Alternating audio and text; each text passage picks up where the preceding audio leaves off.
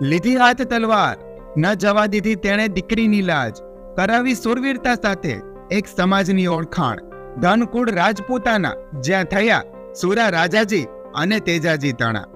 રાજપૂત આ નામ યાદ આવતા ભારતનો ઉજળો ઇતિહાસ યાદ આવે. તે પછી ભારતને અખંડ કરવાની વાત હોય કે પછી રણ મેદાને માથડા આપી લડતા ધળની વાત હોય, તો આજની અમારી રજૂઆત એવા જ સુરવીરોની ગાથાને અમારા અંદાજમાં રજૂ કરતી છે. તો આ રજૂઆત જોતા પહેલા પ્લીઝ અમારી યુટ્યુબ ચેનલને સબસ્ક્રાઇબ કરી અમારા આજના વિડીયોને લાઈક કોમેન્ટ આપીને શેર કરો. વાત છે આજથી અંદાજે 900 વર્ષ પહેલાની.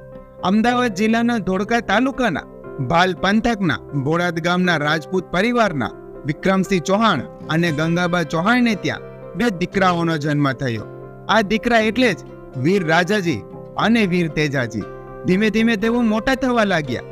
જેમ જેમ જુવાનીમાં બંને ભાઈઓ પ્રવેશ્યા તેમ તેમ મહાદેવની ભક્તિથી તેઓ ખૂબ અંજાવા લાગ્યા.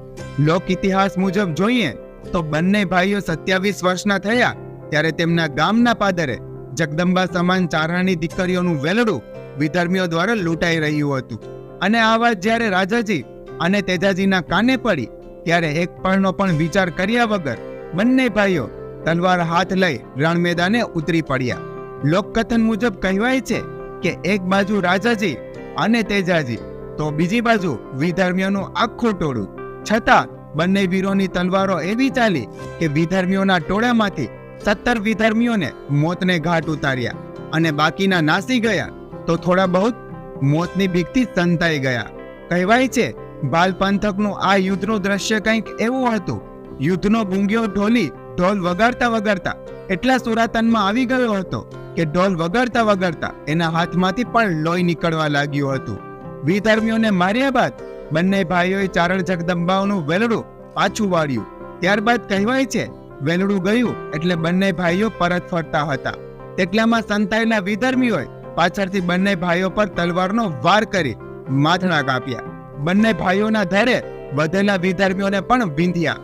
છેવટે તેજાજી અને રાજાજીએ પોતાના માથડા સૂર્યદેવની સાક્ષીએ ભગવાન મહાદેવના ચરણે ધરી પોતાના પારણીએ પોઢતા નાના બાળકોને નોંધારા મૂકી આજીવન માટે દેવનો અંશ બની ગયા. આ ઘટના બાદ ચૌહાણ વંશજો દ્વારા તેમના પાળિયા ત્યાં મૂકવામાં આવ્યા. ચૌહાણ કુળના લોકો સુરાપુરા દાદાના દર્શન કરવા આવતા રહેતા. પણ વર્ષ 2016માં દાદાએ ઘણા પરમાણ આપ્યા અને કહ્યું કે મારા પાળિયા અહીં સ્થાપિત કરો. પહેલા સુરાપુરા દાદાની ખાંભી બોડાદ લોથલ રોડ પર હતી, પણ દાદાના પરમાણ આપ્યા પછી તેને વિક્રમ સંવત 2072 ચૈત્ર સુદ પૂનમ તારીખ 20/4/2016 ને શુક્રવાર હનુમાન જયંતિના રોજ બોડાદ નાની બોરુ રોડ પર પુનઃ સ્થાપિત કરવામાં આવી. આજે પણ આ દાદાનું સાનિધ્ય એટલું તેજોમય છે કે જાણે મહાદેવની હાજરીએ બંને સુરા કળિયુગમાં દુખિયાના દુઃખ સાંભળવા બેઠા હોય. આજે પણ દાદાના સાનિધ્યમાં કોઈ પણ રૂપિયો લેવામાં નથી આવતો. દાનભા બાપુ સુરાપુરા દાદાના નિમિત્ત બની હજારો ઘરોને નશામાંથી મુક્ત કરાવ્યું. ટૂંકમાં કહીએ તો નશા મુક્તિનું એકમાત્ર કેન્દ્ર એટલે બોડાદનું દાદાનું સાનિધ્ય. આજે 18 વરણના દુઃખ દાદા સાંભળે છે અને 18 વરણને એક સાચો રસ્તો બતાવે છે. અત્રે એક વાત કહેવી છે કે સુરાપુરા દાદાના નિમિત્ત બને દાનભા બાપુને એક ઇન્ટરવ્યુમાં પૂછવામાં આવ્યું કે તમે તમારા લાખો ભક્તો પર હાથ કેમ નથી મૂકતા, આશીર્વાદ કેમ નથી આપતા? ત્યારે દાનભા બાપુએ કહ્યું કે હું માત્ર નિમિત્ત છું. રાજાજી અને તેજાજીના આશીર્વાદ જેની માથે હોય એને એની માથે મારે શું કામ હાથ મૂકવું? આ રજૂઆત પૂરી કરતા પહેલા દાદા માટે થોડી પંક્તિઓ કહેવી હોય ત્યારે કે સૂર્યની સન્મુખ બેઠા થઈ જે પાડ્યા, હસતા દાદા મોકલે જે રડતા છે આવ્યા, કેમ કે તેમના બેલી બન્યા રાજાજી અને તેજાજી. તો મિત્રો, આ હતો સુરાપુરા ધામ બોડાદનો ઇતિહાસ. અમે આ ઇતિહાસ ઘણી બધી ભેગી કરેલ માહિતી પરથી રજૂ કરેલ છે. તો જો આ ઇતિહાસની રજૂઆતમાં અમારાથી કોઈ ભૂલ રહી જતી હોય તો અમે ક્ષમાની યોગ્ય રહીશું. તો ફરી પાછા મળીશું એક નવી રજૂઆત સાથે. ત્યાં સુધી આપ સૌ જોડાયેલા રહો અમારી સાથે. જય માતાજી, જય મા મોગલ.